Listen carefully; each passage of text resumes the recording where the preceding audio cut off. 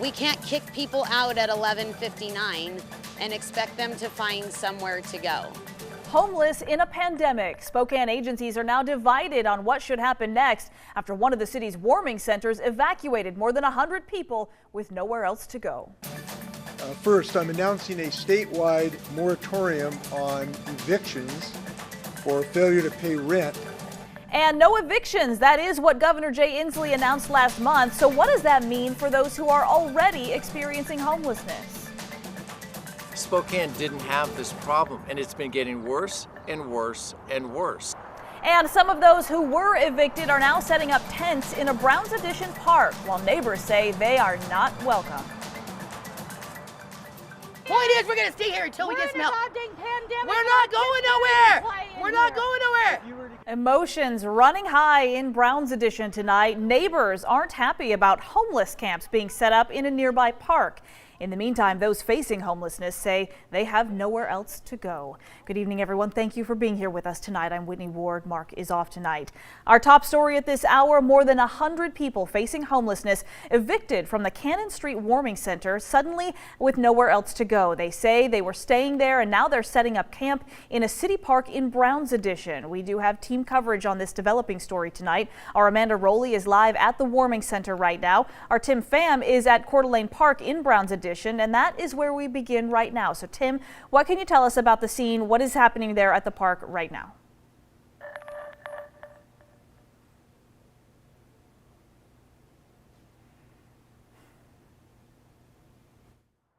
At a park that's normally peaceful. You guys can't stay here. We are staying here. What are you going to do about it? Peace is not what you'll find. Point is, we're going to stay here until we get some help. Pandemic. We're not going nowhere. We're not going nowhere. A strong statement from Tina Anderson. She's homeless and is now calling Coeur d'Alene Park home. So now we have 110 people, nowhere to go.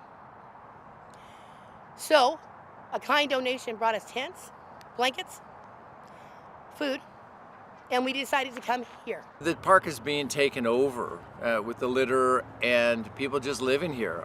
Neighbors in Browns Addition aren't happy. Since the shelter opened last fall, they say crime has risen. Their park now littered with trash, needles, and feces.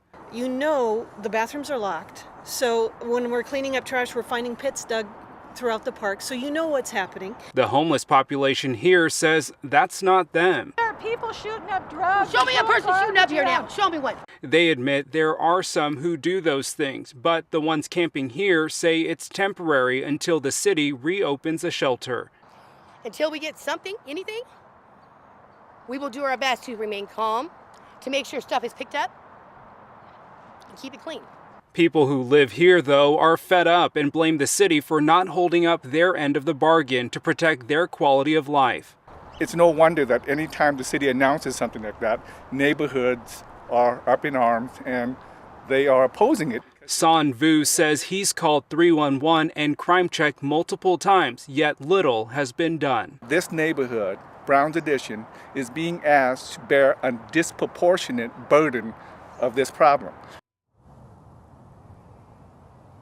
Well, I did speak to the president of the neighborhood council in this community this evening, and he tells me that he's going to work with the mayor's office to work on a solution. In the meantime, the people staying at this park say they don't plan on going anywhere until the city finds them another shelter.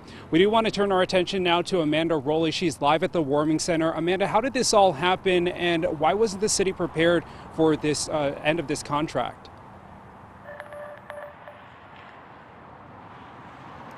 Thanks, Tim. The city of Spokane says that this warming center on Cannon Street will not be able to reopen for at least 2 weeks. Right now, about 100 people now have nowhere to go. And right now, no one's really taking any responsibility for what's happening here. So let's break down what we know about this shelter situation in the city right now. The city of Spokane entered a contract with Jules Helping Hands to run the Cannon Street Center, and that contract ends today at 11:59 p.m. City spokesperson Brian Coddington told me Jules violated the contract by kicking people out of the center and at the temporary shelter at the downtown library before this evening. He says the city has made arrangements for a different provider to now take over operations at both locations this evening. the Guardians will begin checking people in at the downtown library between 6 and 8 p.m. Executive Director of Jules Helping Hands, though, Julie Garcia, says she cannot believe this is happening during a pandemic. Our contract ends at 12 o'clock tonight.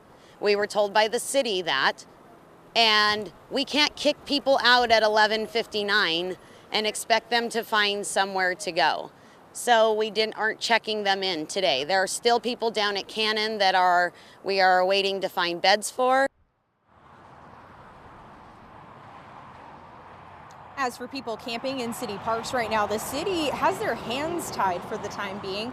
In order for the city to enforce the sit and lie and public camping laws, there has to be space available in shelters and community court has to be open. And right now, that is not the case. Due to COVID-19, community court is closed, which means the city cannot cite people and send them to community court. But as we mentioned, the temporary shelter at the library in downtown Spokane will be open to people, and the Guardians will be checking them in starting at 6 o'clock tonight. Whitney? Amanda, before you go, you did mention that the Cannon Street Warming Center isn't going to be reopening for 2 weeks. Why is it taking that long? Do we know? Well, Whitney, Brian Coddington says Jules plans to exercise the 14 days allowed in the contract to remove belongings. And I talked to Julie Garcia. She said it's not possible to take down an entire shelter by the end of tonight. So she adds they are going to try and move as quickly as possible, though. She did tell me that the bunk bed frames in the shelter right now will remain, but those mattresses have already been distributed to those who have been displaced from the shelter. Reporting from the Warming Center here on Cannon Street, Amanda Rowley, KREM 2 News. All right, that is the current situation, Amanda. Thank you very much. We want to now turn to Brian Coddington, who is the spokesperson for the city of Spokane. He is now joining us live on video conference. Brian, thank you so much for taking the time to talk with us. So we're just finding out late this afternoon that Jules spending the next 2 weeks to pack up. So first things first, what is the city doing right now for the 100 plus people who are now camping in Coeur d'Alene Park in Browns Edition? Thanks for having me on, Whitney. So we're clear about it, we are in the middle of a transition between a seasonal warming center model that happens every year. The contracts for those warming centers are expiring tonight at 11:59 p.m. There were provisions in place for residents to be able to stay until 10 a.m. tomorrow morning, because it doesn't make any sense to put people out in the middle of the night. So there was an extension to be able to do that till 10 o'clock in the morning. Right now, what's happened is we have made arrangements for an alternative provider to operate the library center tonight, beginning at 6 o'clock. So just in under an hour, people will start to be able to check in there. So we are encouraging those who are in the park to be able to come down and utilize that shelter space. If there's not enough room there, we will now be able to identify space that's underutilized capacity in the rest of the shelter system. So does that mean that the city has people actively going to Coeur d'Alene Park right now, circulating to tell each one of those people what their options are? Because they're saying that they don't have an option, that they don't know where else to go. So what is the city doing to inform those people? Yeah, so they are being informed. They've been informed this afternoon. They will continue to be informed this evening. In fact, there's arrangements been made for bus service to pick them up and drive them back to the downtown library location so that transportation doesn't become an obstacle. But we really want to make sure that everybody has a place to go this evening. As there's 93 licensed sites for the previous operator, so 93 beds. There's 59 at the downtown library location. The remainder of those will be absorbed into the rest of the shelter system. So the transition we're making is from that seasonal warming center model that happens every year to a regional approach that's specific to the COVID regional response needs. So we're now entering into a regional shelter system need that's specific to the COVID response to allow those who are unsheltered to have a place to stay home, stay healthy. Is there any kind of contingency plan on perhaps enforcing the sit-lie ordinance for any of those people who are down there camping in the park right now who do not go to these alternative locations that you guys have made available? Right, so as your first two stories indicated, it is very much a balance between the neighborhood and making sure that those who are unsheltered have a place to go. So education is always going to be the first, second, and third attempt. And so we're going to spend the evening doing that, making sure people are aware that they can in fact utilize the shelter system they just came from. And so that'll be an ongoing process this evening. The park does have a curfew at 10 o'clock tonight, so at 10 o'clock tonight that curfew will be enforced. And what do you say to the neighbors there all around that park who say they're just caught in the middle now with a homeless camp suddenly cropping up, near their front yard? Yeah, so we do apologize that they were caught in the middle of this. It's an unfortunate situation.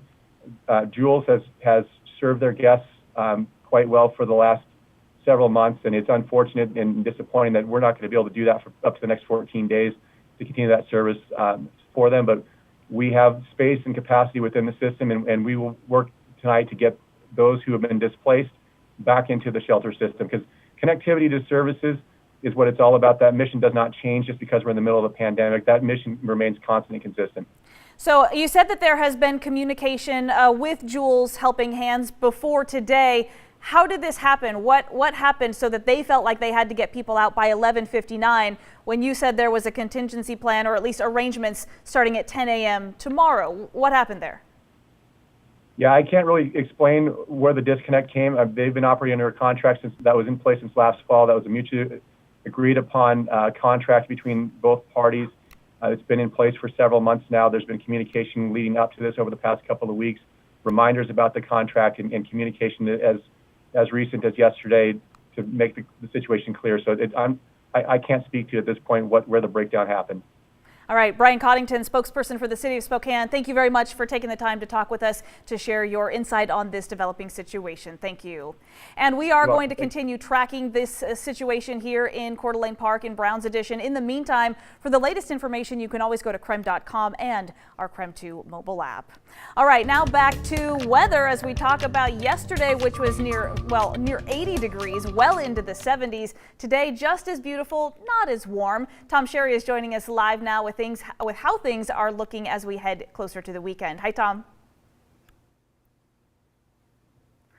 Oh, no.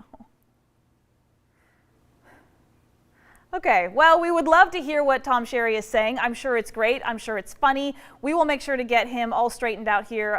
In the meantime, we're going to take a quick break. Don't go anywhere. We'll be right back.